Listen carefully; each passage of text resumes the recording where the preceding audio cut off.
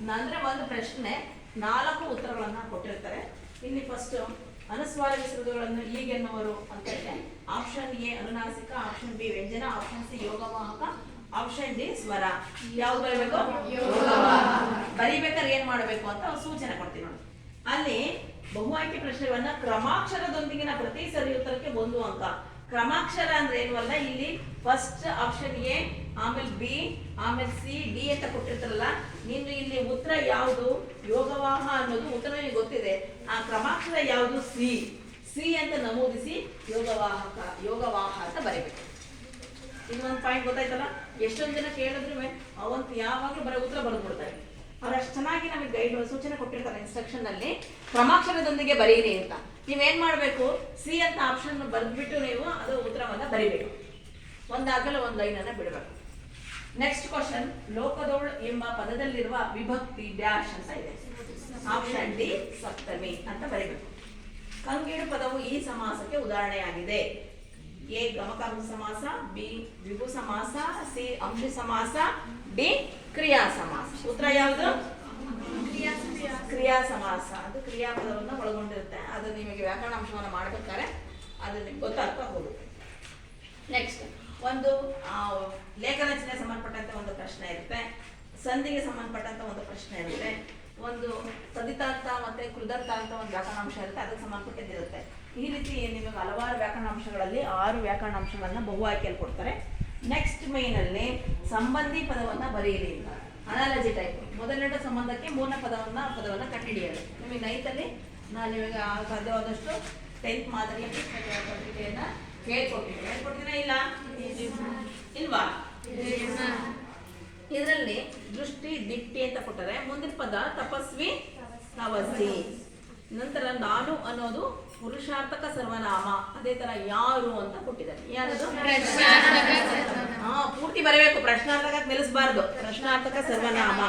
ಸುಮ್ಮನೆ ಅನ್ನೋದು ಸಾಮಾನ್ಯ ಅವ್ಯಾರ್ಥಕ್ಕೆ ಉದಾಹರಣೆ ಅಂತ ಕೊಟ್ಟಿದ್ದಾರೆ. ಹಾಗೆ ಸರಸರನೆ ಅನ್ನೋದು ಅನುಕರಣಾವ್ಯಯಕ್ಕೆ ಉದಾಹರಣೆ ಆಗುತ್ತೆ. ಇವೆಲ್ಲ ನಿಮಗೆ ಗ್ರಾಮರ್ ಪಾಯಿಂಟ್ಸ್ ಮಾಡಿದಾಗ ಗೊತ್ತಾಗ್ತವೆ. ಅದೇ ರೀತಿ ಒಂದು ಗ್ರಾಂಥಿಕ ಭಾಷೆ ಪದ ಕೊಟ್ಟಿರ್ತಾರೆ, ಮಾಮೂಲಿ ಪದ ಕೊಟ್ಟಿರ್ತಾರೆ, ಅದನ್ನ ಬರವಣಿಗೆ ರೂಪದಲ್ಲಿ ಬರೆಯೋದು ಇರುತ್ತೆ. ಉದಾಹರಣೆಗೆ ಇಲ್ಲಿ ಸಕ್ಕಾರಿ ಅಂತ ಇದೆ, ಅಲ್ಲಿ ಸಕ್ಕರೆ ಅಂತ ಅಲ್ಲಿ ಕೊಟ್ಟಿದ್ದಾರೆ. ಅದೇ ತರ ಕಳುವಾರೆ ಅಂತ ಇದೆ, ನೀವೇನಂತ ಬರಬೇಕು? ಕಳಿಸಿದ್ದಾರೆ ಅಂತ. ಆಡು ಭಾಷೆಗೆ ಇರೋದನ್ನ ಗ್ರಾಂಥಿಕ ಭಾಷೆಯಲ್ಲಿ ಬದಲಾಯಿಸಿ ಬರೀಬೇಕು. ನಿಮಗೆ ನೋಡಿದ್ರೆ ಗೊತ್ತಾಗುತ್ತೆ, ನಿಮಗೇನೋ ಹೊಸದಲ್ಲ ಅಷ್ಟು ಅನ್ಸಲ್ಲ. ಅದು ಒಂದೊಂದು ವಿಷಯಗಳನ್ನ ಕಲಿಸ್ತಾ ಹೋದಾಗ ಗೊತ್ತಾಗುತ್ತೆ. ನೆಕ್ಸ್ಟ್ ಮೇನ್ ಮಕ್ಕಳ ಒಂದು ವಾಕ್ಯದಲ್ಲಿ ಉತ್ತರಿಸಿ ಕ್ವಶನ್ಸ್ ಇರುತ್ತೆ. ಪದ್ಯ ಭಾಗದಲ್ಲಿ ಕೇಳ್ತಾರೆ ಸ್ವಲ್ಪ ಕ್ವಶನ್ಸ್, ಗದ್ಯ ಭಾಗದಲ್ಲಿ ಕೇಳ್ತಾರೆ, ನಂತರ ಪಠ್ಯಪೂರಕ ಅಧ್ಯಯನದಲ್ಲಿ ಪ್ರಶ್ನೆಗಳನ್ನ ಕೇಳ್ತಾರೆ. ಹೀಗೆ ಅನೇಕ ವಿಷಯಗಳನ್ನ ನಾವು ಅದರಲ್ಲಿ ಪ್ರಶ್ನೆಗಳ ಬಗ್ಗೆ ತಕ್ಕನಾಗಿ ಉತ್ತರಗಳನ್ನು ಬರೀಬೇಕು. ನೀವೇನೇನು ಆನ್ಸರ್ ಅನ್ನ ಬರೆದ್ರೆ ಯಾರು ಬೋರ್ಡ್ನಲ್ಲಿ ಅಕ್ಸೆಪ್ಟ್ ಮಾಡಲ್ಲ. ಸರಿಯಾದ ಉತ್ತರವನ್ನ ನೋಡ್ತಾರೆ. ನೀವು 2-3 ವಾಕ್ಯದಲ್ಲಿ ಯಾವ್ದಾದ್ರು ಸೇರಿಸಿ ಬರಿಬಹುದು. ಆದ್ರೆ ಒಂದು ಅಂಕದ ಪ್ರಶ್ನೆಯಲ್ಲಿ ನಾವು ಉತ್ತರ ಹುಡುಕ್ತಾನೇ ಇರ್ತೀವಿ. ಸರಿಯಾಗಿ ನೀನೇನಾದ್ರೂ ಬರೆದ್ರೆ ಅಲ್ಲಿ ಮಾರ್ಕ್ಸ್ ಸಿಕ್ಕಲ್ಲ, ಗೊತ್ತಾಗ್ಬಿಡುತ್ತೆ. ಒಂದು ಅಂಕದಲ್ಲಿ ಅದು ಒಂದು ಪದ ಹುಡುಕ್ತೀವಲ್ಲಿ. ಉದಾಹರಣೆ ಶಾನುಭೋಗರ ಬ್ರಹ್ಮಾಸ್ತ್ರ ಯಾವುದು ಅಂತ ಇರುತ್ತೆ, ಅಲ್ಲಿ ವಾಕ್ಯ ರೂಪದಲ್ಲಿ ಉತ್ತರವನ್ನು ಬರೀಬೇಕು. ನೀನು ಒಂದು ಪದ ಬರೆಯೋದಲ್ಲ. ಶಾನುಭೋಗರ ಬ್ರಹ್ಮಾಸ್ತ್ರ ಯಾವುದೆಂದರೆ ಕಿರ್ದಿ ಪುಸ್ತಕ ಅಂತ ಫುಲ್ ಸೆಂಟೆನ್ಸ್ ಮಾಡಬೇಕು. ಇದು ನಿಮ್ಗೆ ಪಾಠ ಆಗಿಲ್ಲ, ಒಟ್ಟು ಉತ್ತರ ವಾಕ್ಯನ ನೀವು ಜೋಡಿಸಿ ಬರಿಬೇಕು ಅನ್ನೋದು ಗೊತ್ತಾಗ್ಲಿ ಅಂತ ಹೇಳ್ತಿರೋದು. ಗೊತ್ತಾಗ್ತಿದೆ ಇಲ್ವಾ? ಅದೇ ರೀತಿ ನೆಕ್ಸ್ಟ್ ಕ್ವಶನ್, ಒಂದು 3 ಗದ್ಯ ಭಾಗದ್ದು 3 ಪದ್ಯ ಭಾಗದ್ದು, ಆನಂತರ ಪಠ್ಯಪೂರಕ ಅಧ್ಯಯನ ಸೇರಿ 3 ಒಟ್ಟು 7 ಪ್ರಶ್ನೆಗಳು ಇರ್ತವೆ. ಒಂದು ಅಂಕದಲ್ಲಿ 7 ಪ್ರಶ್ನೆಗಳು ಇರ್ತವೆ. ಇದು ಆದ ನಂತರ ಎಷ್ಟನೇ ಮೇನು? 4th ಮೇನ್ ಬರುತ್ತೆ. 4th ಮೇನಲ್ಲಿ ಒಂದು ವಾಕ್ಯ ಆದ ತಕ್ಷಣ 2-3 ವಾಕ್ಯದ ಪ್ರಶ್ನೆಗಳು ಶುರು ಆಗ್ತಾ ಹೋಗುತ್ತೆ. ಇನ್ನೊಂದು ಗಮನಿಸಬೇಕಾದ ಅಂಶ, ಕಂಟಿನ್ಯೂ ನಂಬರ್ ಕೊಟ್ಟಿರ್ತಾರೆ ಮಕ್ಕಳು. ಇದರಲ್ಲಿ ಒಂದು ಫಸ್ಟ್ ಮೇನಲ್ಲಿ 6 ಬಹುಆಯ್ಕೆ ಪ್ರಶ್ನೆಗಳಾದ್ಮೇಲೆ 7ನೇ ಪ್ರಶ್ನೆ ಸಂಬಂಧಿ ಪದ ಇರುತ್ತೆ. 7ರಿಂದ 4 ಕ್ವಶನ್ 10 ಕ್ವಶನ್ ಅದು ಆಮೇಲೆ ಮುಗಿಯುತ್ತೆ. ನೆಕ್ಸ್ಟ್ 11ರಿಂದ ಒಂದು ವಾಕ್ಯ ಶುರುವಾಗುತ್ತೆ. 11 ಮೇನ್ 11ನೇ ಕ್ವಶನ್ ಇಂದ 7 ಪ್ರಶ್ನೆಗಳಂದ್ರೆ ಎಷ್ಟಾಯ್ತು ಅಲ್ಲಿಗೆ ಕ್ವಶನ್? 17 ಪ್ರಶ್ನೆಗಳು ಒಂದು ವಾಕ್ಯದ್ದಾಯ್ತು. ಇನ್ನು 3-4 ವಾಕ್ಯದ ಅದೇ ರೀತಿ ಕಂಟಿನ್ಯೂ ಕೊಟ್ಟಿರ್ತಾರೆ. 18ನೇ ಪ್ರಶ್ನೆ ಅಂತ ಕರೆಕ್ಟಾಗಿ ಬರೀಬೇಕು. ಇದನ್ನ ಯಾಕೆ ನಿಮಗೆ ಒತ್ತಿ ಹೇಳ್ತಿದ್ರೆ ಅಂದ್ರೆ, ಕಳೆದ ಸಲ ಶಾಲಿನಿ ತುಂಬಾ ಬುದ್ಧಿವಂತ ಬರಿಬೇಕಣ ಅವಳು. ಎಲ್ಲ ಕ್ವಶನ್ಸ್ ಅಟೆಂಡ್, ಅವಳು ಯಾವಾಗಲೂ ಹೊಟ್ಟೆ ಪ್ರಿಪರೇಟ್ ಎಲ್ಲ ಮಾಡಿದಾಗ ತೆಗೆದಿದ್ದು. ಈ ತರ ಕ್ವಶನ್ಸ್ ಕೊಟ್ಟಿರ್ತಾರಲ್ಲ, ಕ್ವಶನ್ ಬುಕ್ಲೆಟ್ ಕೊಟ್ಟಿರ್ತಾರಲ್ಲ, ಅವಳು ಗಾದೆ ಮಾತು ಬಂದಾಗ ಆ ಮೇನ್ಲಿ ಗಾದೆ ಮಾತು ಬಂದಾಗ ಅದನ್ನು ಸ್ಕಿಪ್ ಮಾಡಿಬಿಟ್ಲು, ಅವಳಿಗೆ ಅದು ಗಮನಿಸಿಲ್ಲ, ನೆಕ್ಸ್ಟಿಗೆ ಹೋಗ್ಬಿಟ್ಲು. ಗಾದೆ ಮಾತಿನ ಪ್ರಶ್ನೆ ಸಂಖ್ಯೆಯನ್ನ ನೆಕ್ಸ್ಟ್ ಪ್ರಶ್ನೆ ಕೊಡ್ಕಂತ ಹೋದವಳು. ಅಲ್ಲಿಂದ ಅವಳಿಗೆ ಕನ್ಫ್ಯೂಷನ್ ಶುರು ಆಗ್ಬಿಟ್ಟು ಆಮೇಲೆ ನೋಡ್ತಾಳೆ ಕ್ವಶನ್ ನಂಬರ್ ಎಲ್ಲ ಇದಾಗಿದೆ, ಆಮೇಲೆ ಸರಿ ಮಾಡಿದಾಳೆ ಅವಳನ್ನೇ. ನೆಕ್ಸ್ಟ್ ನೋಡ್ತಾಳೆ ಅವಳು 97 ಮಾರ್ಕ್ಸಿಗೆ ಆನ್ಸರ್ ಮಾಡಿದಾಳೆ, 3 ಮಾರ್ಕ್ಸಿಗೆ ಬಿಟ್ಟಿದ್ದಾಳೆ ಗಾದೆ ಮಾತು. ಅಲ್ಲಿ ನೋಡ್ತಾ ಹೋಗ್ಬೇಕಾದ್ರೆ ಆ ಕ್ವಶನ್ನ ಸ್ಕಿಪ್ ಮಾಡಿಬಿಟ್ಟು ಈ ರೀತಿ ಆಗೋ ಚಾನ್ಸಸ್ ಇರುತ್ತೆ. ನೀವು ಬರೀಬೇಕಾದ್ರೆ ನಾನು ಎಷ್ಟನೇ ಪ್ರಶ್ನೆಯನ್ನು ಬರಿತಿದ್ದೀನಿ, ಯಾವತ್ತು ಆನ್ಸರ್ ಮಾಡ್ತಿದ್ದೀನಿ ಅನ್ನೋ ಅರಿವು ನಿಮಗೆ ಇರಬೇಕು. ಎಂಥ ಬುದ್ಧಿವಂತರು ಅಲ್ಲಿ ಒಂದೊಂದ್ಸಲ ಮಿಸ್ ಆಗುತ್ತೆ ಅನ್ನೋಕ್ಕೆ ಉದಾಹರಣೆಗಳು. 18ನೇ ಪ್ರಶ್ನೆಯಿಂದ 2-3 ವಾಕ್ಯದ ಪ್ರಶ್ನೆಗಳು 10 ಪ್ರಶ್ನೆಗಳು ಇರ್ತವೆ. ಅದರಲ್ಲೂ ಕೂಡ ಪದ್ಯ ಭಾಗದಲ್ಲಿ 1-4, ಒಂದು ಗದ್ಯ ಭಾಗದಲ್ಲಿ 4, ಪಠ್ಯಪೂರ್ವ ಪದ್ಯದಲ್ಲಿ 2, ಈ ಥರ ಅವರು ಎಷ್ಟೆಷ್ಟು ಪರ್ಸೆಂಟ್ ಅಂತ ಅದರಲ್ಲಿ ಇಂಪಾರ್ಟೆಂಟ್ ಕೊಡ್ತಾ ಹೋಗ್ತಾರೆ. ಅದರಲ್ಲಿ ಒಟ್ಟಾರೆ 2-3 ವಾಕ್ಯದ ಪ್ರಶ್ನೆಗಳು 18ನೇ ಪ್ರಶ್ನೆಯಿಂದ 22ನೇ ಪ್ರಶ್ನೆವರೆಗೆ 2-3 ವಾಕ್ಯ ಮುಗಿಯುತ್ತೆ ಮಕ್ಕಳು. ಸೊ ನೆಕ್ಸ್ಟ್ ನಮಗೆ ಶುರು ಮಾಡ್ತಾರೆ ಯಾವುದು 28 ಅಲ್ಲ 25ರವರೆಗೆ 2-3 ವಾಕ್ಯದ ಪ್ರಶ್ನೆಗಳು ಬರ್ತವೆ. ಇನ್ನು 26ನೇ ಪ್ರಶ್ನೆ 27 ಅದಾದ್ಮೇಲೆ ಅವು ಪಠ್ಯಪೂರ್ವಕ ಅಧ್ಯಯನ ಪ್ರಶ್ನೆಗಳು. ನೆಕ್ಸ್ಟ್ 5th ಮೇನಲ್ಲಿ 28ನೇ ಪ್ರಶ್ನೆ 29ನೇ ಪ್ರಶ್ನೆ ಕವಿ ಪರಿಚಯ. ಗದ್ಯ ಭಾಗದಲ್ಲಿ ಒಂದು, ಪದ್ಯ ಭಾಗದಲ್ಲಿ ಒಂದು. ಹೆಂಗ್ ಕೊಡ್ತಾರೆ? ಪದ್ಯ ಭಾಗದಲ್ಲಿ ಹಳಗನ್ನಡ ಕೊಟ್ರೆ ಗದ್ಯ ಭಾಗದಲ್ಲಿ ಹೊಸಗನ್ನಡ, ಗದ್ಯ ಭಾಗದಲ್ಲಿ ಹಳಗನ್ನಡ ಕೊಟ್ರೆ ಪದ್ಯ ಭಾಗದಲ್ಲಿ ಹೊಸಗನ್ನಡ. ಹಂಗಂದ್ರೆ ನಾವೆಲ್ಲದನ್ನು ಓದಬೇಕು. ನಾನು ನಿಮಗೆ ನೆನ್ನೆ ಹೇಳ್ತಾ ಇರ್ಬೇಕಾದ್ರೆ ಹೇಳಿದ್ದೆ ಏನಂತ, ನೀವು ಪರಿವಿಡಿನಲ್ಲಿ 8 ಪಾಠದ ಹೆಸರು ಬರೆದವರು ಲೇಖಕರು, 8 ಪದ್ಯದ ಹೆಸರು ಪದ್ಯವನ್ನು ಬರೆದಂತಹ ಕವಿಗಳ ಹೆಸರನ್ನ ಕಲ್ತ್ಕೊಂಬನ್ನಿ ಅಂತ. ಇದನ್ನ ನೀವು ಪ್ರತಿದಿನ ನೋಡ್ತಾ ಇದ್ರೆ ಯಾವುದೇ ಸಂದರ್ಭಗಳು ಬಂದಾಗ ನಿಮಗೆ ಯಾವ ಪಾಠದಿಂದ ಯಾವುದನ್ನು ಆಯ್ಕೆ ಮಾಡಿಕೊಳ್ಳಲಾಗಿದೆ ಅನ್ನೋದು ಅದರಲ್ಲಿ ಹೆಲ್ಪ್ ಆಗುತ್ತೆ. ಆಮೇಲೆ ಕವಿ ಪರಿಚಯ ಕೂಡ ನಿಮಗೆ ಪ್ರತಿ ಸಲ ನೀವು ಶಿವರುದ್ರಪ್ಪ ಅಂದ ತಕ್ಷಣವೇ ನಿಮ್ಮ ತಲೆ ಒಳಗೆ 1926 ಶಿವಮೊಗ್ಗ ಜಿಲ್ಲೆಯ ಶಿಕಾರಿಪುರ ಸಾಮಗಾನ ಒಲವು ಚೆಲುವು ಪೂರ್ವ ವಿಮರ್ಶೆ ಪೂರ್ವ ಪಶ್ಚಿಮ ಇದು ಮ್ಯಾಡಿವೆ ಒಂದು ಪದ ಹೇಳಿದ ತಕ್ಷಣ 4 ಪಾಯಿಂಟ್ ನಿಮ್ಮ ತಲೆ ಒಳಗೆ ಬಂದ್ಬಿಡಬೇಕು. ಈ ಥರ ನೀವು ತರೋಬಾರ್ದ್ರೆ ನಿಮ್ಗೆ ಯಾವುದೂ ಕಷ್ಟ ಆಗಲ್ಲ. ನಾವೇನು ಮಾಡ್ತೀವಿ, ಓದೋ ಇದರಲ್ಲಿ ಟೈಮ್ ಅದನ್ನು ಓದಲ್ಲ, ಅವತ್ತು ಅಪ್ಡೇಟ್ ಮಾಡಲ್ಲ. ಪೂರ್ತಿ ನಾವು ಅಷ್ಟು ರಾಶಿ ಇಟ್ಕೊಂಡು ಲಾಸ್ಟ್ ಓದಕ್ಕೆ ಹೋದಾಗ ಅದ್ರದ್ದು ಇದಕ್ಕೆ ಬರೆದ್ಬಿಟ್ಟು ಇದಕ್ಕೆ ಅದನ್ನು ಬರ್ತೀವಿ. ಹಾಗಾಗಬೇಡ. ಈ ಕವಿ ಪರಿಚಯವನ್ನು ನಾನು ನಿಮಗೆ 4 ಪಾಯಿಂಟ್ ಕಲ್ತಿದೆ ಅಂತ ಅಂದೆ. ಸೊ ಇಲ್ಲಿ ಹೇಗೆ ಬರೆದಿದ್ದಾರೆ ಅಂತ ಉದಾಹರಣೆ ಹೇಳ್ತೀನಿ, ನೀವು ಒಂದ್ಸೊಮ್ಮೆ ಆಲ್ಸಿ. ಎಂ ಬರಿಯಪ್ಪ ಭಟ್ಟ ಅಂತ ನಮ್ಮ ಭಾಷೆ ಪಾಠ ಬರೆದವ್ರ ಬಗ್ಗೆ ಒಂದು ಕವಿ ಪರಿಚಯ ಕೊಟ್ಟಿದ್ದಾರೆ. ಹೇಗೆ ಬರೆದಿದ್ದಾರೆ ಅವರು, ಹೇಗೆ ಇತಿಹಾಸದಲ್ಲಿ ಅವ್ರ ಬಗ್ಗೆ ಬರೆಯಕ್ಕೆ ಕೊಟ್ಟಿದ್ದಾರೆ ಅಂತ ನಾವು ಗಮನಿಸೋಣ. ಮತ್ತು ಬಂದಷ್ಟೇ ಕುತ್ಕೊಳ್ಳಿ, ಗಮನ ಇಲ್ಲೇ ಇರಲಿ. ಬಹುಭಾಷಾ ವಿದ್ವಾಂಸರಾದ ಎಂ ಮರಿಯಪ್ಪ ಭಟ್ಟರು ಸಾಶಾ 1906ರಲ್ಲಿ ದಕ್ಷಿಣ ಕನ್ನಡ ಜಿಲ್ಲೆಯ ಪುತ್ತೂರು ತಾಲೂಕಿನ ಕಬಕ ಗ್ರಾಮದಲ್ಲಿ ಜನಿಸಿದರು. ಶ್ರೀಯುತರು ತುಳು, ಇಂಗ್ಲಿಷ್ ನಿಘಂಟು, ಕನ್ನಡ ಸಂಸ್ಕೃತಿ, ಅಭಿನವ, ಮಂಗರಾಜನ ನಿಘಂಟು, ಜಾತಕ ತಿಲಕಂ, ಛಂದಸ್ಸಾರ ಮೊದಲಾದ ಕೃತಿಗಳನ್ನು ರಚಿಸಿದ್ದಾರೆ. ಇವರು ಕರ್ನಾಟಕ ಸರ್ಕಾರದ ಪುರಸ್ಕಾರ, ಸಾಹಿತ್ಯ ಅಕಾಡೆಮಿ ಪ್ರಶಸ್ತಿಯನ್ನ ಪಡೆದಿದ್ದಾರೆ. ನೋಡಿ, ಇದರಲ್ಲಿ ಕಾಲ, ಕೃತಿ, ಸ್ಥಳ, ಆಕಾರಗಳು ಅಂತ ಎಲ್ಲದು ಬಂತು.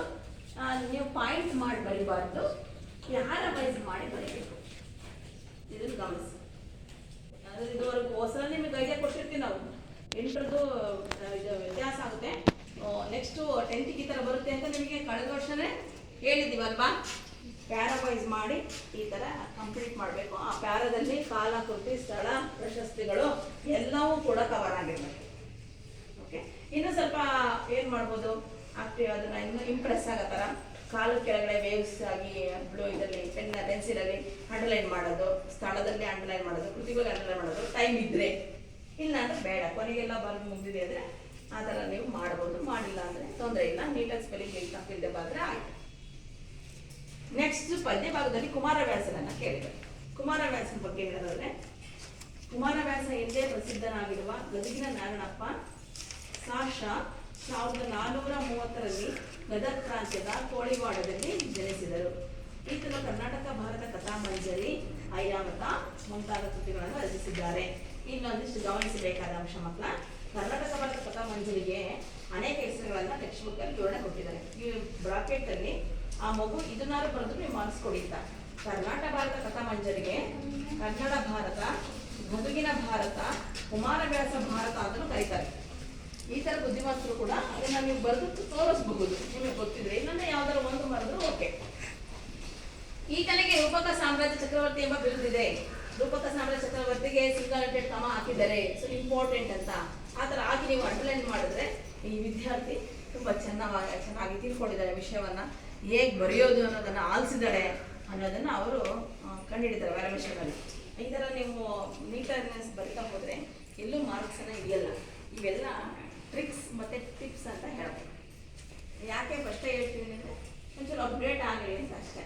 ಟೆಸ್ಟಲ್ಲಾಗಲಿ ನಾವೀಗ ಕಲಿತಾ ಹೋಗಿದ್ದೆ ಮುಂದೆ ಬರೋದು 3 ವರ್ಷದ ಬುದ್ಧಿ 100 ವರ್ಷದ ತನಕ ಅಂತ ಫಸ್ಟ್ ನೀವು ಟೆಸ್ಟಲ್ಲೆಲ್ಲ ಅದೇ ಥರ ಅಪ್ಲೈ ಮಾಡ್ಕೊಂಡು ಹೋದರೆ ಆಮೇಲೆ ಎಕ್ಸಾಮಲ್ಲೂ ಕೂಡ ಇದನ್ನು ಹೀಗೆ ಬರೀಬೇಕು ಇದನ್ನು ಹೀಗೆ ಬರೀಬೇಕು ಅಂತ ನಿಮಗೆ ಒಂದಿಷ್ಟು ಐಡಿಯಾಗಳು ಸಿಗ್ತಾ ಹೋಗುತ್ತೆ.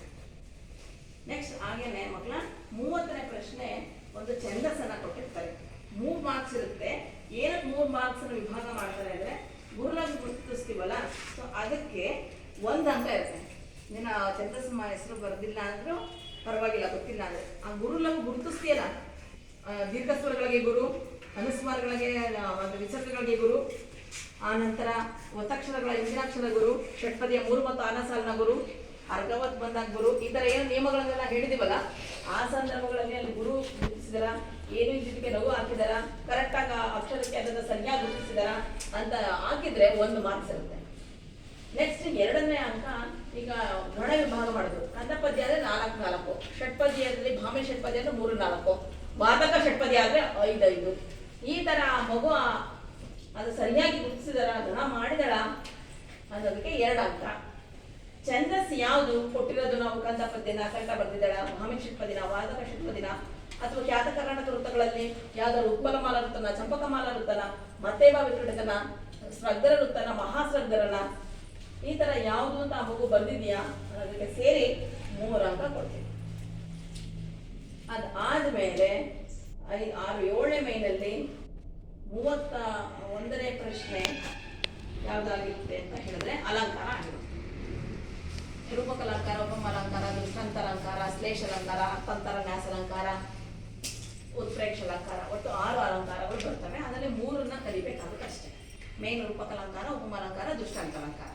ಇನ್ನು ಇರುವಂತಹ ಉತ್ಪ್ರೇಕ್ಷಾಲಂಕಾರ, ಶ್ಲೇಷಾಲಂಕಾರ, ಅರ್ಥಾಂತರ, ನ್ಯಾಸಾಲಂಕಾರವನ್ನ ಗ್ರಾಮರಲ್ಲಿ ಅದರ ಡೆಫಿನೇಷನ್ ಕೇಳಿ ಯಾವ ಅಲಂಕಾರ ಅಂತ ಕೇಳ್ತಾರೆ. ಹೆಚ್ಚು ನಾವು ಕಾನ್ಸಂಟ್ರೇಟ್ ಮಾಡಬೇಕಾಗಿರೋದು ಉಪಮಾಲಂಕಾರ, ರೂಪಕಲಂಕಾರ, ದೃಷ್ಟಾಂತಲಂಕಾರ. ಓಕೆ, ನೆಕ್ಸ್ಟ್ ಕ್ವಶನ್ 31ನೇ ಪ್ರಶ್ನೆ ಅಲಂಕಾರ. ಅಲಂಕಾರವನ್ನ ಯಾವ ರೀತಿ ಬರೀಬೇಕು ಏನು ಅನ್ನೋದನ್ನ ತರಗತಿಯಲ್ಲಿ ಬಂದಾಗ ಹೇಳ್ತೀನಿ. ಇಲ್ಲಿ ಒಂದು ಉದಾಹರಣೆ, ಮಾರಿ ಗೌತಣವಾಯಿತು ನಾಡಿನ ಭಾರತವು ಅಂತ ಒಂದು ಕೊಟ್ಟಿದ್ರು. ಅದರಲ್ಲಿ ಅಲಂಕಾರದ ಹೆಸರು ರೂಪಕಲಂಕಾರ. ಇಲ್ಲಿ ಉಪಮೇಯ ನಾಡಿನ ಭಾರತ, ಉಪಮಾನ ಮಾರಿ ಗೌತಣ.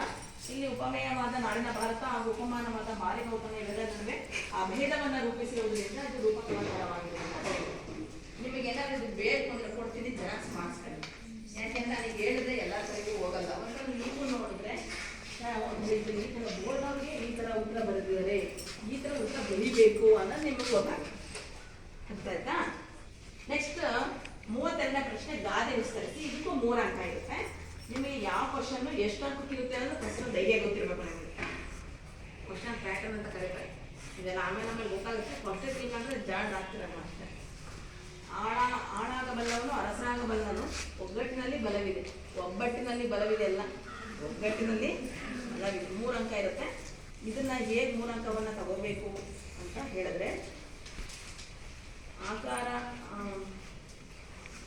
ಗಾದೆಯ ಮಹತ್ವದ ವಿವರಣೆ. ಅಂದರೆ ಗಾದೆ ವೇದ ಸುಳ್ಳಾದರೂ ಗಾದೆ ಸುಳ್ಳಾಗಲು ಎಂಬ ಮಾತಿದೆ.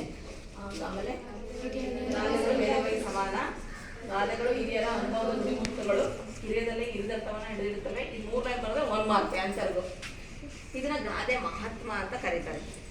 ನೆಕ್ಸ್ಟ್ ಅರ್ಥ ವಿವರಣೆ. ಕೊಟ್ಟಿರೋ ಗಾದೆನ ನೀನು ಹೇಗೆ ಅರ್ಥೈಸ್ಕೊಂಡಿದ್ಯಾ, ಅದರ ಹೊರಾರ್ಥವನ್ನ ಹೇಗೆ ಬರೀಬಹುದು ಅನ್ನೋದಕ್ಕೆ 1 ಮಾರ್ಕ್.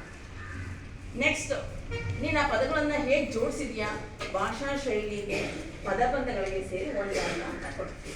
ಒಟ್ಟು 3 ಅಂಕಗಳು ಇರುತ್ತೆ. ನೆಕ್ಸ್ಟ್ ಮೇನ್ ಈ ಸಂದರ್ಭ ಸ್ವಾರಸ್ಯವನ್ನು ಬರೆಯುತ್ತೆ. 6 ಕ್ವಶನ್ ಇರುತ್ತೆ. ಒಂದು 3 ಗದ್ಯ ಭಾಗದ್ದು, 3 ಪದ್ಯ ಭಾಗದ್ದು. ಹೇಗೆ ನೀವು 9th ಬರೆದ್ರೆ ಅದೇ ಪ್ಯಾಟರ್ನೇ, ಒಂದು ಸ್ವಲ್ಪ ಅಪ್ಡೇಟಾಗಿ ಬರಿಬೇಕಷ್ಟೇ, ನಿಖರವಾಗಿ ನಿರ್ದಿಷ್ಟವಾಗಿ. ಏನ ಯಾಗುಂಡ ಮೂಗುಂಡ ಅಂತ ಬರಬಾರ್ದೆಲ್ಲ ಬಂದ್ಬಿಟ್ಟಿದ್ದೀರ ನೈತಲ್ಲಿ ಬಿಡೋ ನಾವು ಮಿಸ್ ಕೊಟ್ಟಾರ ಹೆಸರು ಕೊಟ್ಟಿದ್ದಾರೆ ಅಂತ. ಈಗ ಹಂಗೆ ಆಗಲ್ಲ, ನೀನು ಅದು ಸರಿಯಾಗಿ ಬರೀಲೇಬೇಕು. ಆಗ ಒಂದು ಸ್ವಲ್ಪ ಹೆಂಗೆ ಬಂದುಬಿಟ್ರಿ. ಈಗ ಹಂಗೆ ಆಗಲ್ಲ, ಪ್ರತಿಯೊಂದನ್ನು ನಾವು ಗಮನಿಸ್ತೀವಿ. ಹಾಗಾಗಿ ಭಾಳ ಅಚ್ಚುಕಟ್ಟಾಗಿ ಕಲಿಬೇಕಾಗುತ್ತೆ ಅಷ್ಟೇ. 3 ಪದ್ಯ ಭಾಗದ್ದು 3 ಗದ್ಯ ಭಾಗದ್ದು ಇರುತ್ತೆ. ವಾಕ್ಯಗಳನ್ನ ಓದ್ತೀನಿ, ಎಕ್ಸ್ಪ್ಲೈನ್ ಮಾಡಲ್ಲ. ಒಂದೇದು ಶಿಕ್ಷಣಕ್ಕಾಗಿ ಶಿಕ್ಷಣವಿರಬೇಕು. ನೆಕ್ಸ್ಟು ಪ್ರವಾಸವು ಶಿಕ್ಷಣದ ಒಂದು ಭಾಗವಾಗಿದೆ. 3ನೇ ಪ್ರಶ್ನೆ ವಿದ್ಯಾರ್ಥಿಗಳಾಗಿ ಯೋಧಂ ಕಲ್ವೆ ಮೆಳೆಯೋಳ್ ಬಂದಿರ ಕೊಡೆ. ಇದು ಹಳಗನ್ನಡ ಪಾಠದಲ್ಲಿ 2 ಹಳಗನ್ನಡ ಗದ್ದೆ ಇರುತ್ತೆ. ಸಾರ್ವಭೌಮರ ನಿತ್ಯ ಕುಕ್ಕಿ ಗಿಳಿಯದೆ ಬಣ್ಣದ ನೋಟ ಊರ್ವಿಯೋಳ್ ಕೌಸಲ್ಯ ಪಡೆದ ಪೂರ್ವರ ರಾಮನೋರ್ವನೆ ವೀರ. ಹಳಗನ್ನಡದಲ್ಲಿ ಒಂದೊಂದು ಸಂದರ್ಭ ಕೊಡ್ತಾರೆ, ಒಂದು ಪದ್ಯದ್ದು ಒಂದು ಗದ್ಯದ್ದು. ಇನ್ನು ಒಟ್ಟು 3 ಪದ್ಯದ್ದು 3 ಗದ್ಯದ್ದು ಸೇರಿ 6 ಸಂದರ್ಭಗಳು ಇರ್ತವೆ. 6 3 18 ಮಾರ್ಕ್ಸ್ ಸಂದರ್ಭದಿಂದ ನಿಮಗೆ ಇರುತ್ತೆ. ನೆಕ್ಸ್ಟ್ ಅದಾದಮೇಲೆ ಒಂದು ಪದ್ಯ, ಕಂಠಪಾಠ ಪದ್ಯ. ಪದ್ಯ ಹೇಗೆ ಕೊಡ್ತಾರೆ ಅಂತ ನೆನ್ನೆ ನಿಮಗೆ ಹೇಳಿದ್ದೀನಿ. ಹೇಳಿದಿರಾ? ಏನು ಹೇಳಿದ್ದೆ? ಒಂದೇ ಯಾವ್ದಾದ್ರು ಒಂದು ಪದ್ಯ ಸೆಲೆಕ್ಟ್ ಮಾಡಿದ್ರೆ ಅದರಲ್ಲೇ 2 ಕೊಟ್ಟಿರ್ತಾರೆ ಅಂತ. ಅದರಲ್ಲಿ ನಿಮಗೆ ಯಾವ ಪದ್ಯ ಚೆನ್ನಾಗಿ ಬರುತ್ತೆ ಆ ಪದ್ಯವನ್ನು ಬರೀಬೇಕಷ್ಟೇ. ಇಲ್ಲಿ ಲಾಸ್ಟ್ ಪದ್ಯ ಸೆಲೆಕ್ಟ್ ಮಾಡಿದರೆ ಕೆಮ್ಮನೆ ಮೀಸೆ ಹೋಗ್ತದೆ, ಅದರಲ್ಲೇ 2 ಕೊಟ್ಟಿದ್ದಾರೆ ಕಂಠಪಾಠ. ಅದೇ ಒಂದು ಉದ್ದಕ್ಕಿತ್ತು, ಇನ್ನೊಂದು ಕಂದ ಪದ್ಯ ಇತ್ತು ಅಂದ್ರೆ ಅವೇ. ಯಾವುದೇ ಪದ್ಯ ಕೊಡಲಿ ಅದೇ ಒಂದು ಪದ್ಯ ಸೆಲೆಕ್ಟ್ ಮಾಡಿದ್ರೆ ಆ ಪದ್ಯದಲ್ಲಿ 2 ಕೊಡ್ತಾರೆ. ಹಾಗಾಗಿ ನಾವು ಎಲ್ಲ ಪದ್ಯದಲ್ಲಿ ಯಾವ್ದಾದ್ರು ಒಂದು ಈಸಿಯಾಗಿ ಒಂದೊಂದು ಕಲಿಬೇಕು. ನಾನು ಈಗ ನೆನ್ನೆ ಸಂಕಲ್ಪ ಹೋಗಿದ್ದೀನಿ 2 ಕಲೀಲಿಂದೆ ಬೇಕಿಲ್ಲ, ಒಂದು ಯಾವ್ದಾದ್ರು ತರವಾಗೋದು ಇವಾಗಿಂದನೇ ಕಲಿಯೋದು. ಯಾಕೆ ನೀವು 2 ಕಲೀಲಿ ಯಾಕೆ ಏನು ಯೂಸ್ ಆಗುತ್ತೆ ಅಂದರೆ 8ನೇ ವಾಕ್ಯ ಬರೀಬೇಕಾದ್ರೆ ಇಡೀ ಸಾರಾಂಶ ಬರೀಬೇಕಾದ್ರೆ ತಲೆ ಒಳಗೆ ಇನ್ನೊಂದು ಬೇರೆ ತಲೆ ಮೇಲಿದ್ರೆ ಅದನ್ನ ಎಕ್ಸ್ಪ್ಲೈನ್ ಮಾಡಿ ಬರೆಯೋಕೆ ಹೆಲ್ಪ್ ಆಗುತ್ತೆ ಅಂತ ಹೇಳಿದ್ರು. ನಿಮಗೆ ಕಷ್ಟ ಆದರೆ ಇವತ್ತಿಂದಲೇ ಯಾವುದು ಒಂದು ಈಸಿ ಇರುತ್ತೋ ಅದೊಂದು ಮಾತು ಕಲೀಲಿ. ಈಗ ಲಾಸ್ಟ್ 8ನೇ ಪದ್ಯದಲ್ಲಿ ಇದು 2 ಪದ್ಯಗಳು ಒಂದೇ ಪದ್ಯ ಕೇಳ್ತಾರಲ್ವಾ, ನಾನು ಇದನ್ನು ಕಲಿಸಿದ್ದೆ. ಇದು ಬೇಡ ಅಂತ ಹೇಳಿದ್ದೆ, ಯಾಕೆಂದ್ರೆ ಕಷ್ಟ ಇದೆ. ಹಾಗಾಗಿ ಇದನ್ನು ಕಲ್ತಲ್ಲಿ ಈಗ 125 ತಗೊಂಡು ನೀವು ಯಾವ ಮಂಡು ಬಿದ್ದಿರ್ತವಲ್ಲ ಈ ದಿನ ಕೊನೆ ಪದ್ಯ ಯಾಕೆ ಕಲಿಬೇಕು ಅಂತ ನಾವು ಓದ್ಬೋದು. ಹಾಗೆ ಅದಕ್ಕೆ ಪ್ರತಿಯೊಂದು ಇಂಪಾರ್ಟೆಂಟ್ ಅಂತ ನಿಮಗೆ ಹೇಳೋಣ. ನೆಕ್ಸ್ಟ್ ಮೌಲ್ಯವನ್ನು ಆಧರಿಸಿ ಸಾರಾಂಶ ಬರೀತೀನಿ. ಎಲ್ಲೇ ನಿಮಗೆ ಮೌಲ್ಯಗಳನ್ನು ಬಳಸಿದ್ದೆ ಐಡಿಯಾ ಕೊಟ್ಟನಲ್ಲ, ಅವ್ನು ಲಾಸ್ಟಿಗೆ ಆ ಪ್ಯಾರಗಳನ್ನು ಎಕ್ಸ್ಪ್ಲೈನ್ ಮಾಡಿ ಮೌಲ್ಯಗಳನ್ನು 2 ಟೈಮ್ ಕಲಿಬೇಕು.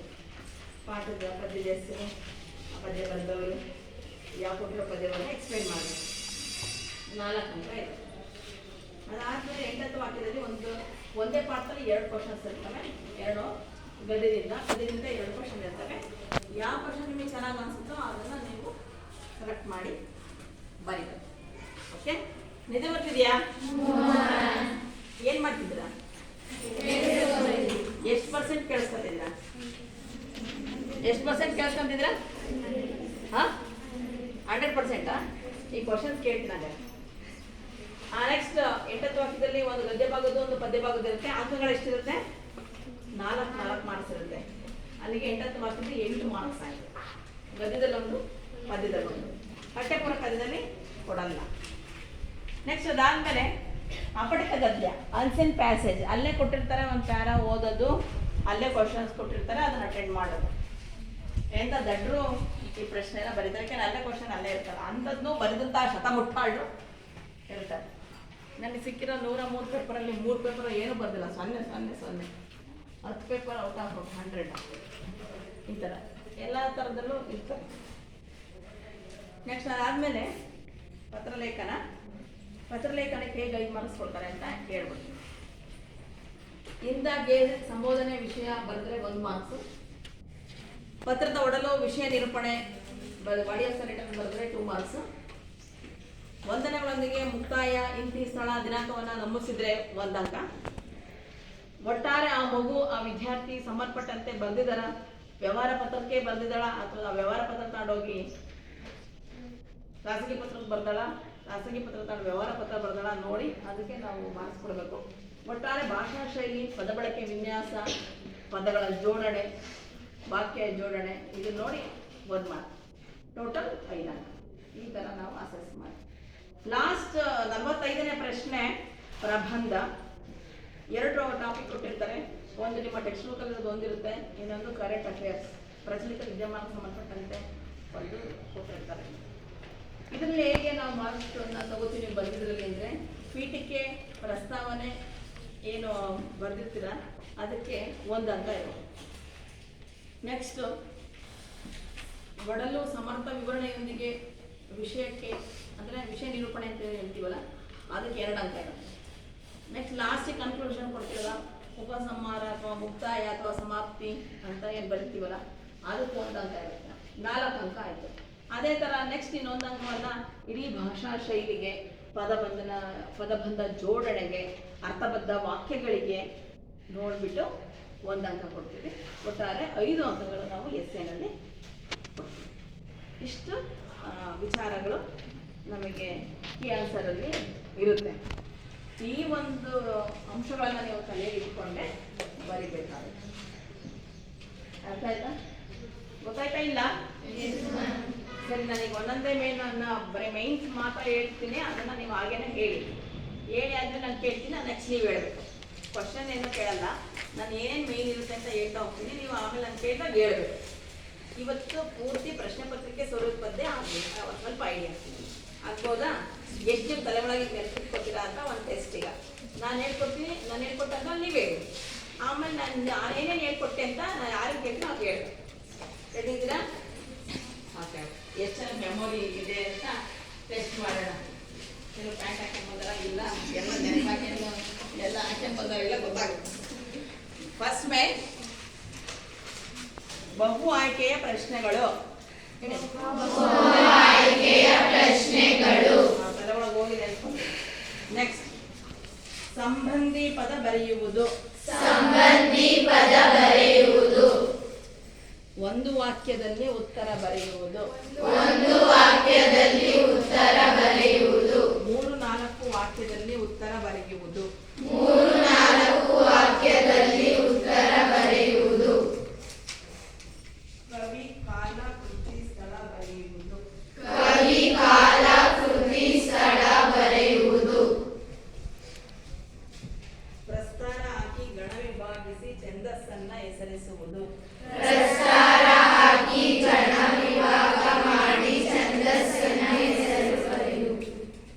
ಅಲಂಕಾರವನ್ನ ಹೆಸರಿಸಿ ಲಕ್ಷಣ ಬರೆದು ಸಮನ್ವಯ ಮಾಡುವುದು.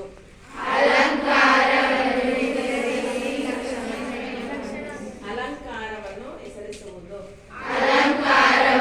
ಹೆಸರಿಸುವುದು.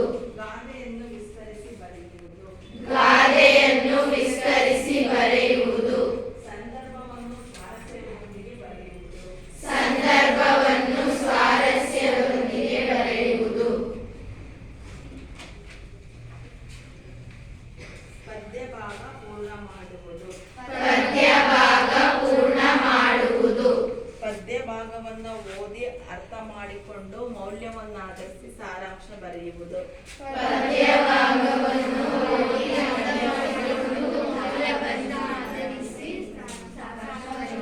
ಮೌಲ್ಯವನ್ನಾಧರಿಸಿ ಪದ್ಯದ ಸಾರಾಂಶ ಬರೆಯುವುದು.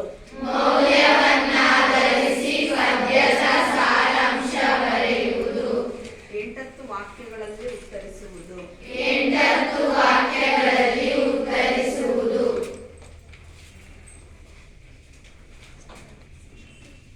ಅಪಠಿತ ಗದ್ಯಕ್ಕೆ ಉತ್ತರಿಸುವುದು.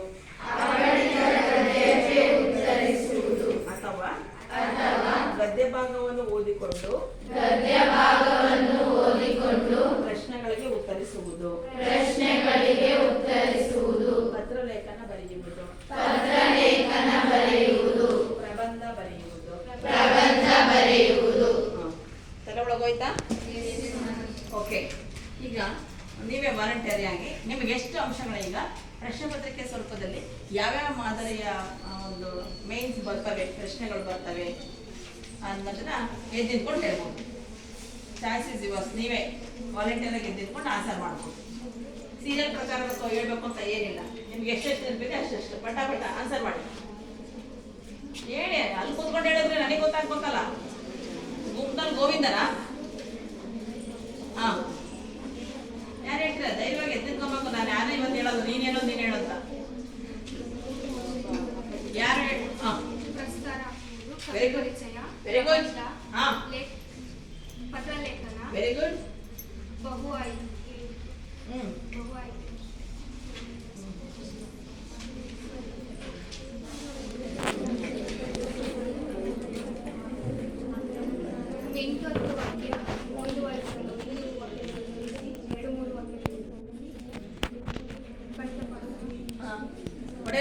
ಚಪ್ಪಾಳೆ.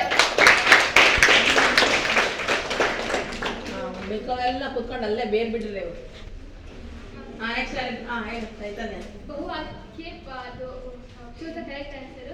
ಆಮೇಲೆ ಸಂಬಂಧ ಸೂಚಕ ಬರೆಯೋದು. ಒಂದು ವಾಕ್ಯದಲ್ಲಿ 3-4 ವಾಕ್ಯ. ಕೃತಿಕಾರರ ಪರಿಚಯ ಮತ್ತೆ ಅಪಠಿತ ಗದ್ಯ ಭಾಗನ ಹುಡುಕಿ ಬರೆಯೋದು. ಆಮೇಲೆ ಕೃತಿಕಾರರ ಪರಿಚಯ, ಅಪಠಿತ ಗದ್ಯ ಭಾಗ ಬರೆಯೋದು.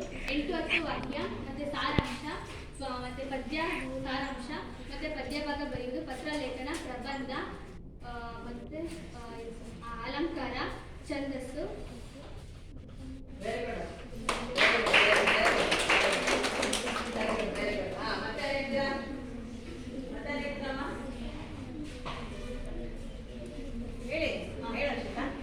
ಬಹು ಆಯ್ಕೆ, ಸಂಬಂಧಿ ಪದ ಬರೆಯುವುದು.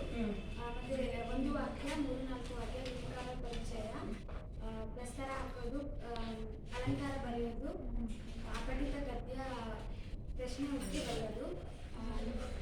ಮತ್ತೆ 8-10 ವಾಕ್ಯ, ಕಂಠಪಾಠ ಪದ್ಯ ಬರೆಯೋದು, ಪತ್ರಲೇಖನ, ಪ್ರಬಂಧ, ಗಾದೆ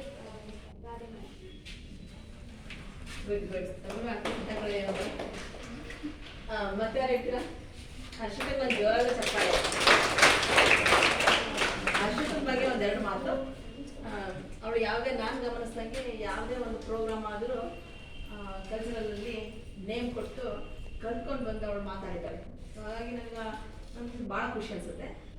ಇದನ್ನು ಯಾಕೆ ಹೇಳ್ತಿದ್ದೀನಿ ಅಂತ ಹೇಳಿದ್ರೆ, ನಿಮ್ಮಲ್ಲೂ ಎಷ್ಟೋ ಪ್ರತಿಭೆಗಳಿವೆ. ಅದನ್ನು ಈ ವರ್ಷ ನೀವು ಕೂಡ ಅದನ್ನು ಬಳಸ್ಕೊಳ್ಳಿ. ಏನು 2 ನಿಮಿಷ 5 ನಿಮಿಷ ಅದ್ರ ಬಗ್ಗೆ ಕಲ್ತ್ಕೊಂಬಂದು ಒಂದು ಅವಕಾಶ ಸಿಕ್ಕಾಗ ಹೇಳಿದ್ರೆ ನೀವು ಒಂದು ಸ್ಟೇಜನ್ನು ಬಳಸ್ಕೊಂಡಾಗುತ್ತೆ. ಜೊತೆಗೆ ನಿಮಗೆ ಧೈರ್ಯ ಅನ್ನೋದು ಬರ್ತಾ ಹೋಗುತ್ತೆ. ಆಮೇಲೆ ಒಂದ್ಸಲ ಸರಿ ಅನ್ಸಿ ನಾನು ನೆಕ್ಸ್ಟ್ ಡೇ ಅಪ್ಡೇಟ್ ಆಗ್ತೀರಾ. ನೆಕ್ಸ್ಟ್ ಕಾಲೇಜ್ಗೆ ಹೋಗೋದ್ರಿಂದ ನೀವು ಈ ಹಂತದಲ್ಲೇ ಎಲ್ಲದನ್ನ ಕಲಿತ್ರೆ ನೀವು ಕಾಲೇಜ್ಗೆ ಹೋದಾಗ ನೆನಪು ಮಾಡ್ಕೋತೀರ. ಹೌದು, ನಾನು ನಮ್ಮ ಹೈಸ್ಕೂಲಲ್ಲಿದ್ದಾಗ ನಮ್ಮ ಮಿಸ್ಗಳು ಎಲ್ಲ ಹೇಳೋರು, ನನಗೆ ಅವಕಾಶ ಕೊಡೋರು, ಹಾಗಾಗಿ ನನಗೆ ತುಂಬ ಚೆನ್ನಾಗಿ ನಾನು ಅದನ್ನ ಐಡಿಯಾ ಗೊತ್ತಿದೆ ಅಂತ ನಿಮ್ಮನ್ನೇ ಎಲ್ಲದಕ್ಕೂ ಕರೀತಾರೆ. ಹಂಗೆ ಕಲಿತಾ ಹೋಗೋದಂದ್ರೆ ಹೀಗೇನೆ, ಏನೆಲ್ಲ ಹುಟ್ಟಿದ ತಕ್ಷಣ ಕಲ್ತ್ಕೊಂಡು ಬಂದಿರಲ್ಲ. ಅದನ್ನು ಬಳಸ್ಕೊಳ್ಳಿ ಅಂತ ನಿಮಗೆ ನೆನಪು ಮಾಡಿದ್ದು. ಅದ್ರ ನೆಕ್ಸ್ಟ್ ಸಂಜನಾ ಕೂಡ ಅವಳು ಇನ್ವಾಲ್ವ್ ಆಗ್ತಾಳೆ. ಏಕಪಾತ್ರ ಅಭಿನಯ ಮಾಡಿದ್ದು ಆನ್ಲೈನ್ ಡೇನಲ್ಲಿ, ಚೆನ್ನಾಗಿತ್ತು. ಎಲ್ಲರೂ ಚುರುಕಿದ್ದೀರ, ಸರಿಯಾಗಿ ಬಳಸ್ಕೊಳ್ಳಿ. ಓಕೆ, ಬರೀ 10th ಅಂದರೆ ಓದೋದು ಕಷ್ಟ ಅಂತಲ್ಲ ಹೇಳ್ತಿರೋದು. ಇಂಥದಕ್ಕೂ ಇರಲಿ. ನಾಳೆ ಅಂತಾಗ ನೀನು ಅದು ಒಂದು 10 ನಿಮಿಷ ಅದಕ್ಕೂ ಡೆಡಿಕೇಟ್ ಮಾಡಬೇಕು. ಬರೀ ಓದೋದು ಹಂಗೆ ಅಲ್ಲ, ಎಲ್ಲದರಲ್ಲೂ ಇರಲಿ ಅಂತ ನಿಮ್ಗೆ ಅವಕಾಶ ಕೊಟ್ಟು ಅದು ಬಳಸ್ಕೊಳ್ಳಿ. 10th ಅಂತ ನಿಮ್ಗೆ ಅದನ್ನು ಹೇಳಲ್ಲ, ಹೇಳ್ತಾನೆ ಅದನ್ನು ಬಳಸ್ಕೊಳ್ರಿ ಅಷ್ಟೇ. Okay, very good. ಮತ್ತೆ ಇನ್ಯಾರು ಹೇಳ್ತೀರಾ? ಪ್ರಶ್ನೆ ಪತ್ರಿಕೆ ಸುರಮ್ಮ, ಏನು ಹೆಸರಮ್ಮ? ಶ್ವೇತಾ. ವೇದ. ಹೇಳ. ಬಹು ಆಯ್ಕೆ ಉತ್ತರ ಬರೆಯುವುದು, ಸಂಬಂಧ ಸೂಚಕ ಪದ ಬರೆಯುವುದು, ಒಂದು ವಾಕ್ಯದಲ್ಲಿ ಉತ್ತರಿಸಿ, 3-4 ವಾಕ್ಯದಲ್ಲಿ ಉತ್ತರಿಸಿ, 8-10 ವಾಕ್ಯ, ಅಲಂಕಾರ ಮತ್ತು ಪದ್ಯ ಭಾಗ ಪೂರ್ಣಗೊಳಿಸಿ, ಸಂದರ್ಭ ಸಹಿತ ಸಾರಾಂಶ ಬರೆಯುವುದು, ಮೌಲ್ಯವನ್ನು ಆಧರಿಸಿ ಸಾರಾಂಶ ಬರೆಯುವುದು, ಪತ್ರ ಲೇಖನ, ಪ್ರಬಂಧ, ಅಲಂಕಾರ, ಕೃತಿಕಾರರ ಪರಿಚಯ, ಛಂದಸ್ಸು. Okay, very good. ವೇದಮ್ಮ ಚಪ್ಪಾಳೆ ಬರಲಿ. ಓಕೆ, ಈಗ ಇದು ಯಾರಿಗಾರು ಬೇಕಾ? ನನಗೆ ವಾಪಸ್ ಕೊಡಬೇಕು, ಜೆರಾಕ್ಸ್ ಮಾಡಿಸ್ಕೊಂಡು ನನಗೆ ನೀನು ತಲುಪಿಸ್ಬೇಕು. ಅವ್ರು ಇಸ್ಕೊಂಡು ಇವರು ಸ್ವಲ್ಪ ಕಾಗಿ ಹಾಕ್ಸಿಲ್ಲ. ಓಕೆ, ಇದುವರೆಗೂ ನೀವು ಕಳೆದ ವರ್ಷದ ಪ್ರಶ್ನೆ ಪತ್ರಿಕೆ ಸ್ವರೂಪ ಹೇಗಿರುತ್ತೆ, ಹೇಗೆಲ್ಲ ಯಾವ್ಯಾವ ಮೇನ್ ಬರ್ತವೆ, ಯಾವ ಥರ ಪ್ರಶ್ನೆಗಳು ಬರುತ್ತೆ, ಅದಕ್ಕೆ ಹೇಗೆ ಆನ್ಸರ್ ಮಾಡಬೇಕು ಅನ್ನೋದನ್ನು ಸ್ವಲ್ಪ ವಿಚಾರಗಳನ್ನ ತಿಳ್ಕೊಂಡ್ರೆ ಈ ಕ್ಲಾಸಲ್ಲಿ ತುಂಬ ಚೆನ್ನಾಗಿ ಭಾಗವಹಿಸಿದ್ರೆ ಎಲ್ಲರಿಗೂ ಒಂದು ಒಳ್ಳೆ ಜೋರಾದ ಚಪ್ಪಾಳೆ.